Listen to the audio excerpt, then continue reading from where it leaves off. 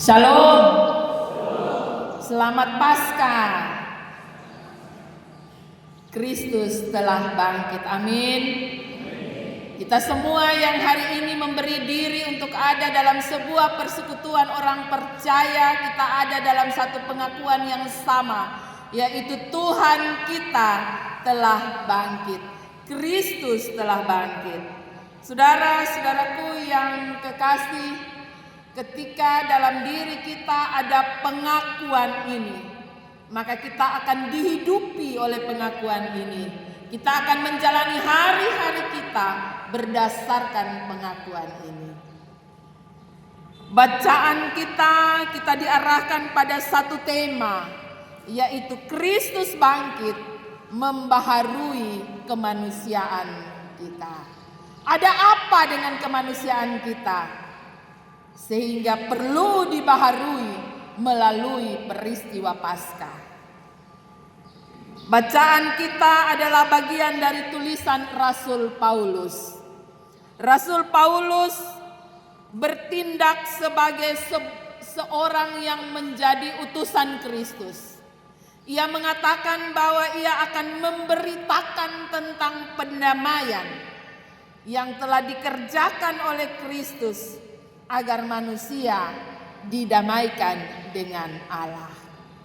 Agar manusia punya kelegaan dalam menjalani hari-harinya. Agar manusia tidak terbelenggu ataupun menjadi hamba dosa, terikat dengan kedagingan, tetapi berjalan sebagai pemenang yang menjalani hari-hari dengan sebuah kepastian. Saudara-saudaraku yang kekasih, bacaan kita dimulai dengan Paulus memberi penekanan pada dua hal penting yang menjadi motivasi hidupnya dan pelayanannya. Ia memberitakan kepada saya dan saudara, dia bilang dalam bacaan ini, apa kami tahu apa artinya takut akan Tuhan. Ini hal pertama yang menjadi motivasi pelayanannya. Ia melakukan segala yang ia jalani dalam pemberitaan-pemberitaannya tanpa ketakutan sedikit pun terhadap pemerintah atau apapun pada waktu itu. Bahkan ia tidak dikekang oleh penjara yang membelenggunya. Semua itu didasari oleh poin yang pertama ini, yaitu takut akan Tuhan. Takut akan Tuhan membentuk ia untuk mampu menguasai diri. Dia bilang di sini dalam bacaan ini bahwa kami menguasai diri. Itu semua adalah untuk kepentingan pelayanan Allah.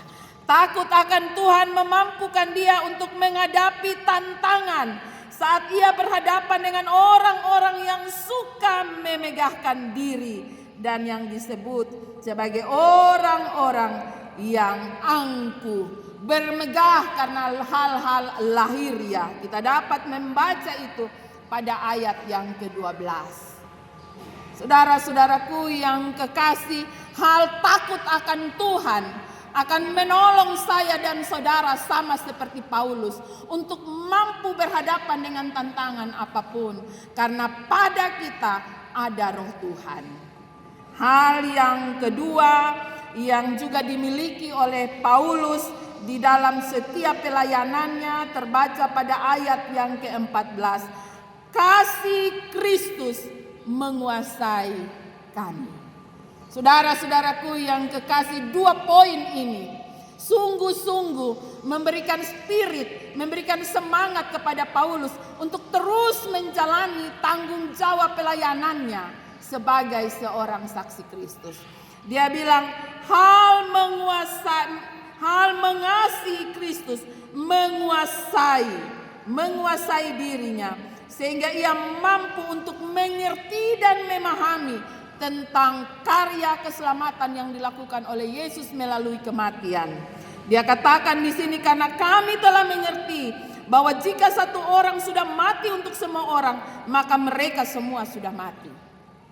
Saudara-saudaraku yang kekasih, dengan kasihnya kepada Kristus, ia mampu melihat karya Kristus dengan baik. Ia yang tadinya seorang pengejar pengikut Kristus, ketika ia ditangkap oleh Kristus, imannya dibaharui, matanya terbuka, dan dia melihat bahwa karya salib adalah karya penebusan. Yesus menggantikan saya dan saudara untuk mati, karena kematian adalah bagian konsekuensi dari dosa. Semua yang berdosa harus mati. Dan Yesus menggantikan saya dan saudara menanggung hukuman dosa itu. Dan itu hanya bisa dilihat oleh orang-orang yang memiliki kasih kepada Kristus. Saudara-saudaraku yang kekasih, dari sini Paulus mengatakan bahwa kematian Kristus menjadikan kita menjadi manusia baru. Segala yang terjadi telah dipulihkan oleh kematian Kristus. Kebangkitannya memungkinkan kita mengalami pembaharuan. Jadi sama seperti Kristus yang mati dan masuk dalam alam maut, demikian juga saya dan saudara.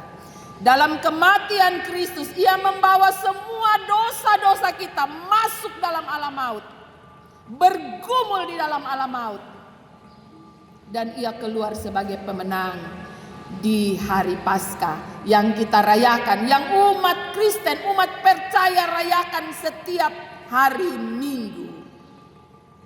Terlebih pada hari ini, di perayaan Paskah ini, kita sama-sama memahami, kita sama-sama mengerti, kita sama-sama menerima bahwa Kristus yang bangkit membawa pembaharuan bagi saya dan saudara. Karena itu segala sesuatu mesti diperbaharui. Bagaimana cara pandang kita terhadap pasangan hidup kita? Bagaimana cara kita memandang anak-anak kita? Bagaimana cara kita memandang orang tua kita? Bagaimana cara kita memandang rekan kerja kita, rekan pelayanan kita? Sesama jemaat, semuanya harus diperbaharui. Di dalam terang takut akan Tuhan dan kasih kepada Kristus. Sama seperti yang Paulus katakan. Hidup kita sendiri. Ini tidak berbicara tentang hidup kita sendiri, tetapi juga tentang hidup orang lain. Standar yang dipakai mestinya mengalami pembaharuan. Kalau selama ini kita memandang pasangan kita hanya sekedar sebagai, oh karena dia suami saya ya neo dia suami. Oh karena dia istri maka dia istri, sudah mau apa lagi. Ya. Tetapi harus diperbaharui bagaimana kita memandang pasangan kita sebagai orang yang dikirim oleh Tuhan, yang diberikan oleh Tuhan. Kita ada dalam ucapan syukur setiap hari. Terima kasih Tuhan karena Engkau memberikan kepada saya pasangan hidup yang luar biasa. Terima kasih Tuhan karena Engkau memberkati rahim kami sehingga terlahir anak-anak yang luar biasa. Sebuah pola pandang yang baru. Kita ada dalam roh takut Tuhan, kita ada dalam kasih kepada Kristus ketika kita memandang sesama kita. Saudara-saudaraku yang kekasih, kita tidak lagi hidup untuk diri sendiri. Ini yang disampaikan oleh firman Tuhan pada pagi hari ini. Inilah yang namanya pembaharuan. Inilah yang namanya ciptaan baru. Yang lama sudah berlalu, yang baru sudah datang. Kita tidak lagi hidup untuk diri sendiri. Tetapi kehidupan ini yang menjadi bagian dari cara kita menyembah Allah. Ini yang dimaksudkan oleh ayat yang ke-15. Bahwa seluruh kehidupan kita adalah untuk memberitakan Kristus yang telah bangkit itu. Saudara-saudaraku yang kekasih, di sini dikatakan, dan Kristus telah mati untuk semua orang, supaya mereka yang hidup tidak lagi hidup untuk dirinya sendiri, tetapi untuk Dia yang telah mati dan yang telah bangkit untuk mereka. Inilah makna Paskah yang sesungguhnya. Kita hidup untuk menjadi kesaksian bagi dunia bahwa Kristus yang bangkit itu menghidupi kehidupan kita. Saudara-saudaraku yang kekasih, karena itu bukan saja Paulus Tetapi saya dan saudara, semua orang percaya, adalah utusan-utusan Kristus untuk membawa pesan pendamaian, yang mengajak semua orang untuk memiliki hidup yang baru, hidup dalam pertobatan, hidup yang didamaikan dengan Allah.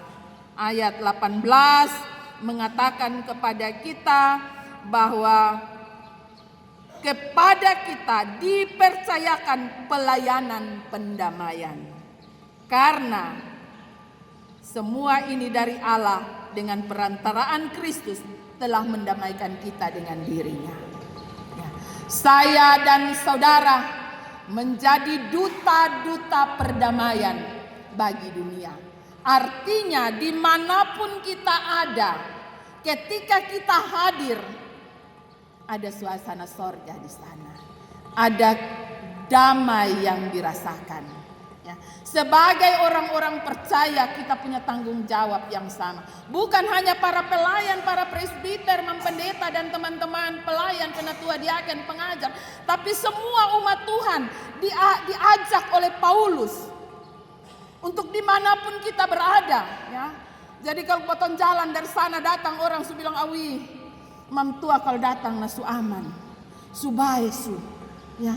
Mungkin betul ada beribut sedikit, maka kalau kotong biasa bilang, weh inkal mam tua ada dolo na bisa baik, inkal bab tua datang dolo na semua bisa aman.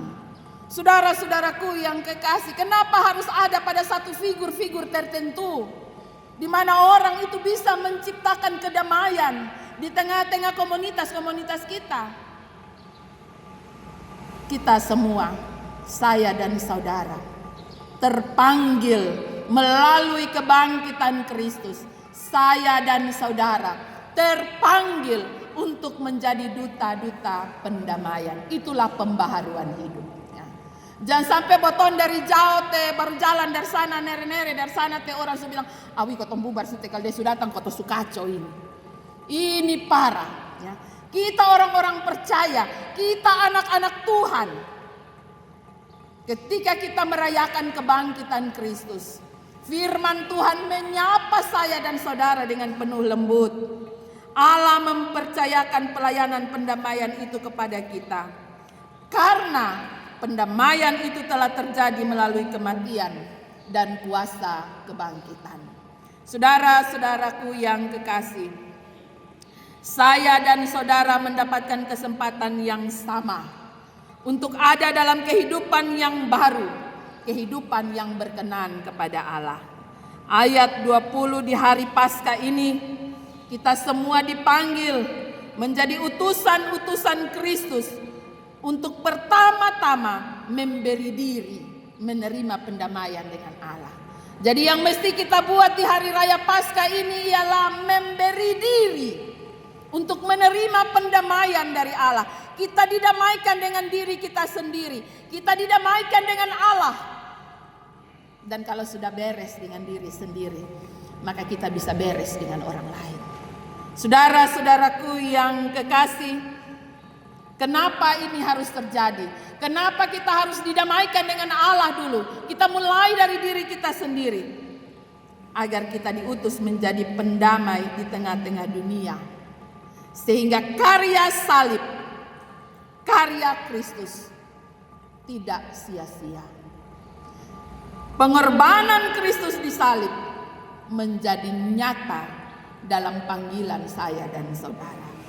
Paskah menjadi berarti pembebasan terjadi, Allah menang atas kuasa maut. Itulah bukti pengakuan kita akan peristiwa Paskah. Jangan lagi hidup dalam dosa, karena kita telah dibenarkan oleh Allah agar dosa tidak menguasai hidup anak-anak Tuhan atau orang-orang percaya. Berilah dirimu didamaikan dengan Allah. Jadilah utusan-utusan pendamaian bagi dunia, bagi keluarga kita, bagi gereja, bagi semua orang. Di tengah dunia yang kita berhadapan dengan dunia yang hidup untuk diri sendiri, ada kecenderungan dalam diri kita untuk hidup menyenangkan diri sendiri. Untuk hal-hal duniawi, yang terus menguasai hidup orang percaya. Kita terjebak dalam kemewahan dunia. Segala yang terlihat wah. Kita diajak untuk memahami bahwa hidup ini adalah anugerah. Jika kita masih hidup hari ini, itu karena anugerah. Bahwa hidup kita telah ditebus dengan darah Kristus. Kita masih ada karena Allah memungkinkan kita ada. Karena itu, kita mestinya tidak hidup untuk diri kita sendiri, tapi sungguh-sungguh kita sedang memuliakan Allah lewat kehidupan kita. Siapapun yang mengakui kuasa kebangkitan Kristus hari ini, ia adalah ciptaan baru. Ia dimampukan oleh Allah untuk berdamai dengan dirinya dan dengan sesama, karena ia telah mengalami pendamaian dengan Allah. Selamat merayakan kemenangan Kristus dalam perayaan Paskah. Berilah dirimu didamaikan oleh Allah. Layanilah Allah melalui hidup yang berkemenangan, hidup yang dibaharui. Yang lama sudah berlalu, sesungguhnya yang baru sudah datang. Selamat merayakan Paskah. Tuhan Yesus akan terus menopang, menolong, dan melengkapi saya dan saudara menjalani hari-hari yang penuh dengan kemenangan. Tuhan Yesus memberkati firman-Nya. Amin.